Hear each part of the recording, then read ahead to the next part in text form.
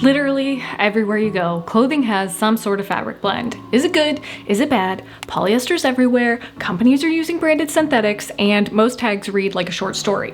Today, we're gonna dive deep into fabric blends to understand what the heck they do and what purpose they might serve in your wardrobe. Hello, internet friends. After my fabric video, I had a decent amount of requests to talk about fabric blends. This is literally gonna be the most information-dense video I have made to date, but I'm pumped for it. This video is gonna be broken down into 3 segments. The first is the history and technical side of fabric blending. The second is gonna be the least fun of all, the social impact and what it means for us long-term. Originally, I was gonna put this last, but I figure some of you are gonna click off. You shouldn't. You definitely should not click off of this. Don't you dare click off. I'm looking at you. This is serious shit, okay? So I better not see a dip in views when I look at my analytics. And then third, what you all no doubt came here for in the first place, Brenda, I don't want to see any timestamps saying she gets to the point at 15 minutes and 27 seconds, okay? We will cover each fabric combo and how it breaks down on the market. This video is kindly sponsored by Lilysilk. I do want to point out this is not related to my clothing reviews. They sent me some product that is going to allow me to showcase some fabric blends and innovations, but I do just want to note this is very different from the clothing review videos that I typically put out. More on Lilysilk though a bit later. The textile industry, on how textile mills are modernizing. Fabric blending is not new to textiles. In fact, documented blends date as far back as the 12th century AD, blending silk and cotton. Mixing linen and wool dates all the way back to the late medieval times, known as linsey woolsey or woolsey linsey. And honestly, if that's not a whimsical way to name clothing, I don't know what is. With the invention of semi-synthetic fibers in the late 1800s, that would be rayon, or back then nicknamed art silk because it mimicked the properties of silk. This was followed by the invention of synthetic fibers like nylon, polyester, and acrylic. Also, side note, this video originally started out as a how to spot planned obsolescence in clothing, but I was getting so gosh darn depressed researching it, realizing how bleak everything felt. I had to shift gears and try and make things a little bit more palatable. But there are rumors that DuPont, for instance, made nylon supposedly tough as steel, but later on changed the formula to be weaker in order to make more sales. But other stories say this all came down to marketing confusion. I don't know. DuPont doesn't really have the best track record, just saying. With consumerism ramping up, the idea of buying more at a lower cost was top of mind. By the 1980s, sportswear and innovation was so embedded into modern day consumerism, with the invention of spandex in the 1950s and innovations in how it's blended together becoming more advanced and in some cases, even banned from use because of how well it allowed an athlete to perform. With a combination of celebrity endorsements and overall comfort and wearability, the era of synthetic performance blends was just getting started. Listen, I love innovation and the progress of mankind. We have come up with some amazing things, except for you, DuPont. You suck, honestly. But personally, I think we peaked at linsey woolsey. I'm just saying. Just saying. Okay, let's dive into the technical side of fabric blending. We got staple fiber blending, we got filament yarn blending, we got fabric level blending, we got bicomponent blending, and lastly, chemical blending. You didn't even know you signed up for this deep of a dive. Staple fiber blending uses fibers that have been cut into short lengths called staples. Natural fibers like cotton, wool, and flax already grow in short staples, so they're naturally staple fibers. Man-made fibers like polyester or rayon, which are normally extruded as long filaments, can be chopped into staple lengths to match. Those short fibers are then spun together into longer yarns. So each yarn contains a mix of different fibers. So, back to my planned obsolescence concept, the shorter the staple length of the cotton, the lower the quality of the cotton poly t-shirt you're buying. With filament blending, instead of short fibers being spun into yarn, here we're working with continuous filaments, long unbroken strands like silk or man-made filaments like polyester and nylon that come straight out of a spinneret. Filament blending happens when you twist, braid, or air jet entangle 2 different continuous filaments together into one yarn. This is how you get blends like silk and polyester, or nylon and spandex. Where does planned obsolescence play into this one, you might ask? Not all filaments are created equal. Thinner, weaker filaments may give you that silky drape at first, but they're prone to snagging, bagging, or wearing out fast. Polyester can be manufactured thicker or thinner and can absolutely be engineered or manufactured to a lower quality. In most cases, it comes down to poor quality control. Fabric level blending is mixing the fibers at the knitting or weaving stage. Hello, Wallacy Lindsay. So rather than making one yarn that's a mashup of fibers, you keep different yarns separate and place them in different parts of the fabric structure. Okay, next is by component spinning.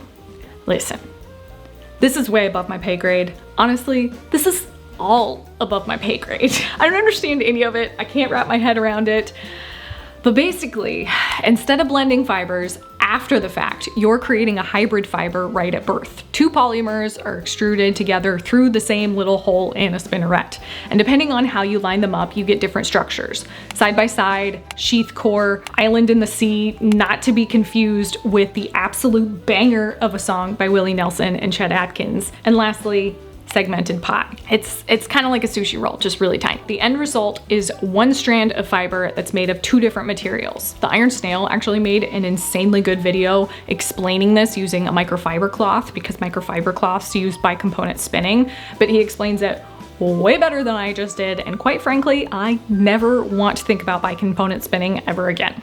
Let's take a quick breather from this info dump of a video. I'd like to say a quick thank you to the sponsor of today's video, that is Lilysilk. It seriously could not be a better sponsor. It ties directly into this topic. Lilysilk is launching their new Silkery collection, combining the old school softness of French terry and enhancing it with silk. So we got a fantastic blend going on. What makes these unique though is how it's engineered. Silk is woven into the inside loops of the terry. The part against your skin is the smooth silk, while cotton forms the structured shell on the outside. That blend gives you instant cooling and drying because of silk's natural thermal regulation. The nylon in the mix adds abrasion resistance, which means the cotton doesn't wear thin as fast, while the silk keeps it feeling luxe on the inside. This is just a thoughtful example of fabric level blending and being intentional about where the performance level enhancements are placed. Personally, this next one I was the most excited about because I've talked in the past about silk and how delicate it can be,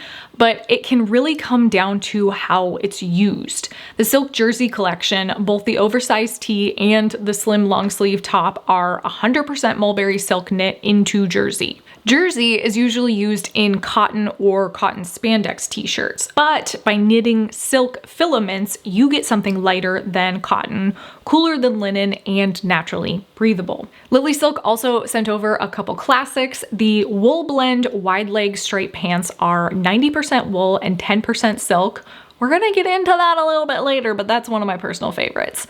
Plus, it has Cupro lining in the pockets. Cupro is often used in heritage quality items and a big sign of intentionality when it comes to design. And finally, the baby cashmere polo. This is 97% baby cashmere with 3% spandex. That tiny bit of spandex helps the knit recover and keeps it from stretching out. And of course, since this is sponsored, I've got codes for you. 20% off with lauravonv and 25% off orders over $480 with lauravonv, and an extra $15 to $30 off the Silk Jersey capsule. As always, everything will be pinned for you down below.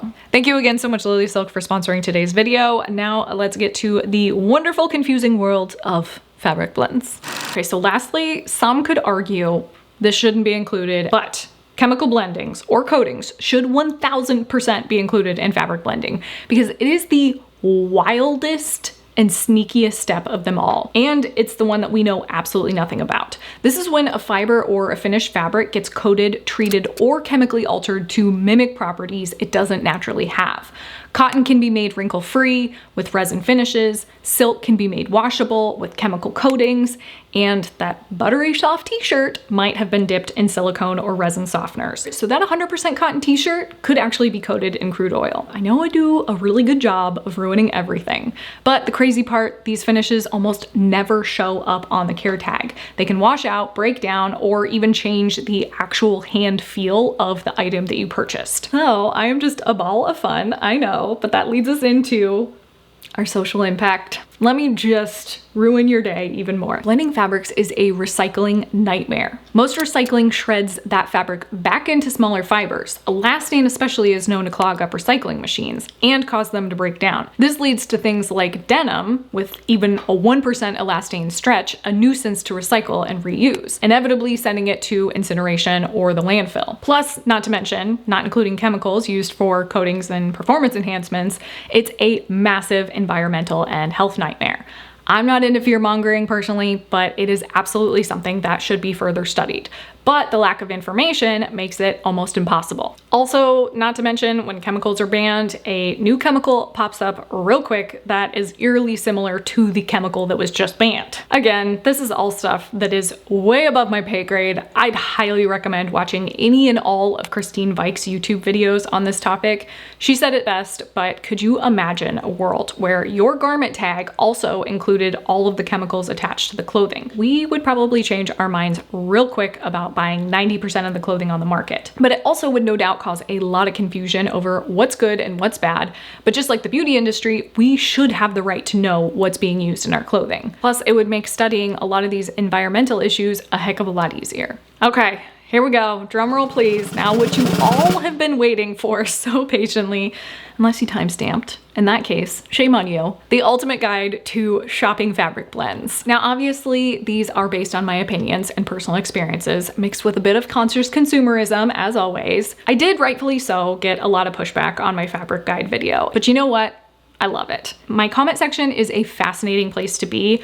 I wouldn't change it for the world because we all do have our own ideas and opinions. But I also realized a fabric ranking list led to a lot of confusion. So I'm gonna take my opinion out of these things and just offer up a generalized guide. Shopping for fabric blends 101, if you will. And I also want to point out that every fabric blend depends on the quality of the fabric chosen, the fabric weave or the knit, and how the yarn is spun. There is seriously so much that goes into making clothing. We are at the mercy of the manufacturers, but we can also all attest to the age-old, you get what you pay for, okay? And you should know that that fast fashion dress is going to be at the bottom of the barrel as far as fabric quality goes. And I say it over and over again, but go out and touch clothes. It's a masterclass in learning fabrics. Let us begin. Cotton is a workhorse of the wardrobe. It's breathable, soft, and easy to wash, but on its own, depending on the weave or knit, it can wrinkle easily. It can tear and it doesn't always hold its shape. The wash and wear revolution of the 1950s sparked a ton of interesting combinations. You can add polyester and you get wrinkle resistance and quicker drying, which is why cotton poly shows up in t-shirts and some activewear. Lower quality versions can pill, again, staple length matters. It can trap odor and worst of all, can just straight up feel plasticky.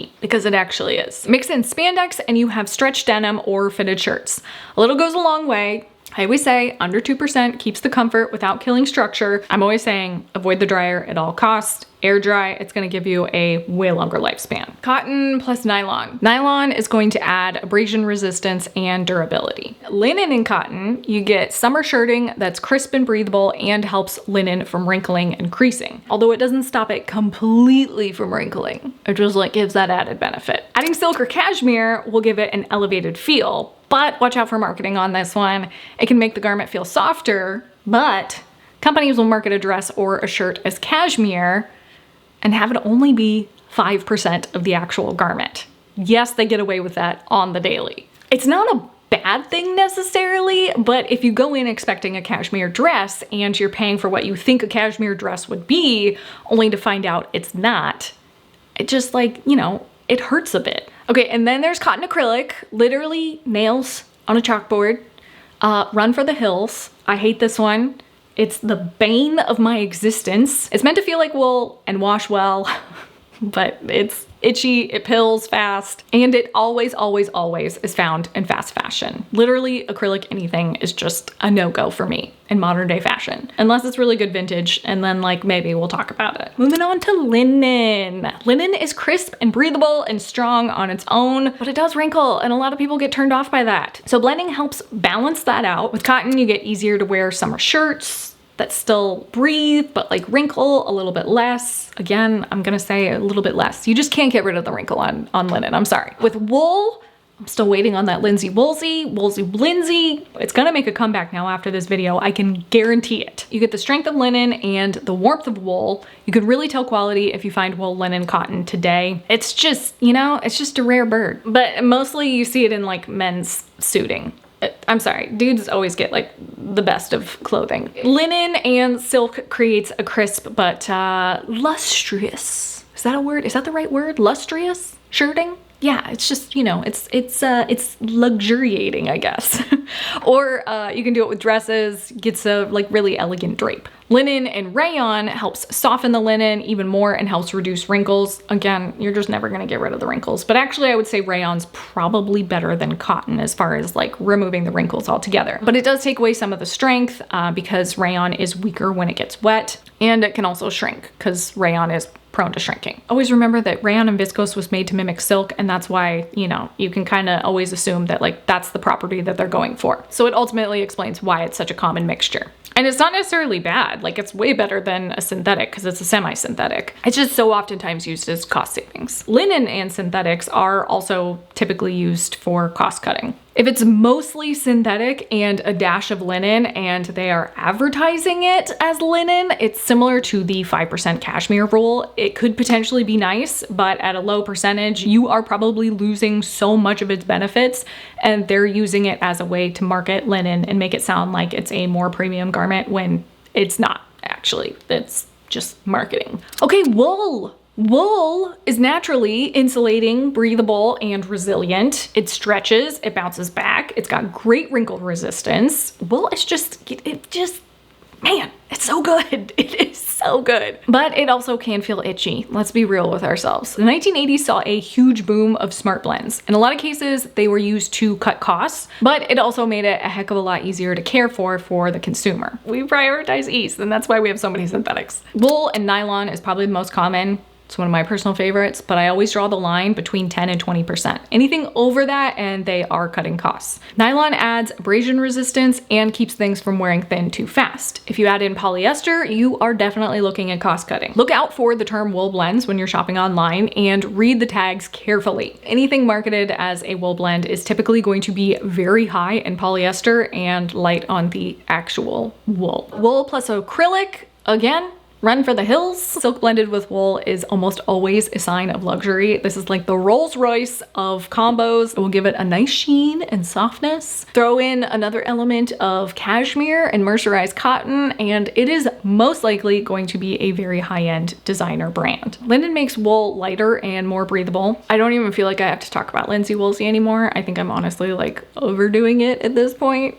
Cashmere softens wool, while mohair will do the exact opposite. It will give it crispness and kind of a wiry feel. Plus you will often see long hair sticking out of it. I personally love it. Any mohair piece I have in my wardrobe is coveted. It's like, it's a cool design. It's texture.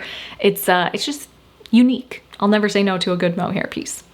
Okay, silk. Silk is beautiful, breathable, and drapey, but it's delicate and very expensive. Silk plus cotton is a longtime favorite for button downs and knits. Plus you have the breathability and moisture wicking and softness from silk. Like you saw in the Silk Airy collection from Lilysilk, it's sort of a 1-2 punch sort of thing. Also, I'm starting to realize each list is becoming shorter and shorter because we're essentially getting redundant with each re-mentioning of fabrics. Silk plus polyester is often used to lower cost and add wrinkle resistance, but you lose silk's breathability, which is like, I mean, if you're gonna pay for silk, like get the breathability aspect, okay? Again, it's gonna be marketing more than anything. Fast fashion is absolutely gonna try and get you with this. Next, rayon blends with silk to mimic its drape at a lower price. You'll often see this in dresses. Spandex with silk creates a silk jersey feel, and it will give you a really nice bounce back or like a spring bounce. And silk plus cashmere is about as luxuriating as you can get.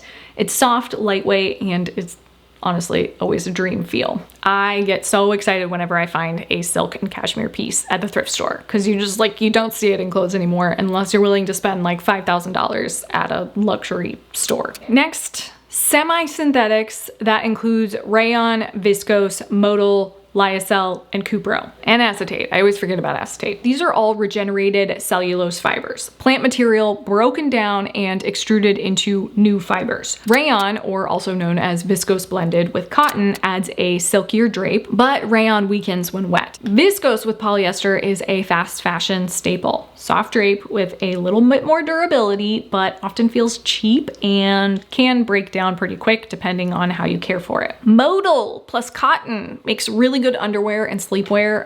It's super soft and easier to care for, but it's still ultimately gonna pill and lose its shape over time.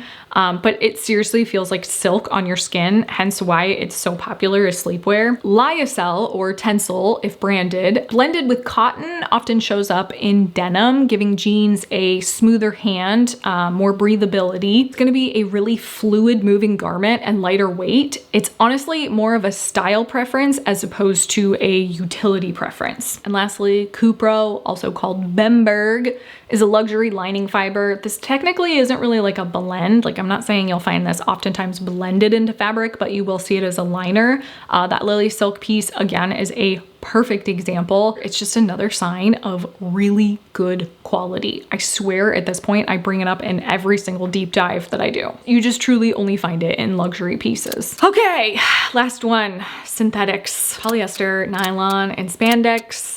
Another one of the banes of my existence. I guess I don't even need to put acrylic in here because like I've already just like tarnished it to all hell. Like we don't like acrylic around here. Again, it's a recycling nightmare. We hate them. But they are everywhere, so you gotta know what to do. You just, like at this point, you can't avoid them. It's almost impossible. Nylon and spandex are typically the top choice for leggings, but polyester plus spandex is the go-to for leggings and shapewear. Polyester adds compression and smoothness, and spandex gives it that stretch. But the trade-off with polyester is you get the odor retention, and it breaks down faster when the elastic goes out. Plus, not to mention, they can all be made with lower quality material depending on the fabric choice and the chemical treatments. You have nylon 6, you have nylon 6/6, you have some companies using just polyamide, which is a blanketed term. My rule of thumb is to always keep an eye out for branding and how they describe the item. The more information, the better. Plus, brands like Lycra have a higher quality control standard, so that's often a sign of intentionality in the fabric choice. Honestly, I think most of you guys already know my stance on shapewear and activewear and just anything with synthetic fibers in it. It just,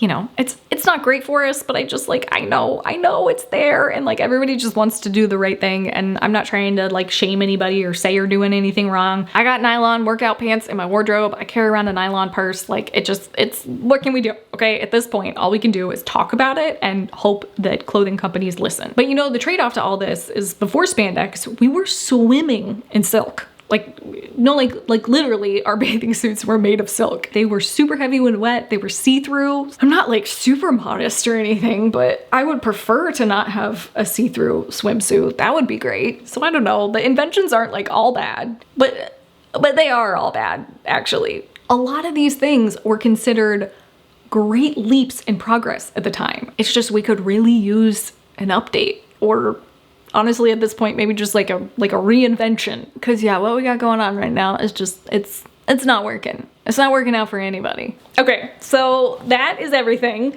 But you know, I always gotta leave you with my final thoughts and hot takes. Let's do this. Honestly, I probably could have made this whole video without actually mentioning how fabric is manufactured together. Like how it's blended together. The technical side is just, it's absolutely irrelevant. Your average consumer just does not care. But you know what? I learned about it and it was fun, and I thought you might want to learn about it as well. But yeah, it probably made this video way more confusing than it actually needed to be. Because yeah, when you're shopping, you're not going to carry around a magnifying glass to try and see like, you know, how the stuff was spun together. And you're probably not going to ask the store clerk if, you know, this was by component spinning, because shocker, it probably wasn't. But I will argue that we as consumers should have some little bit of understanding about how these things work. When you think about the global fashion textile production and how much of it is so mysterious and vague, yet contributing to so much of our environmental issues,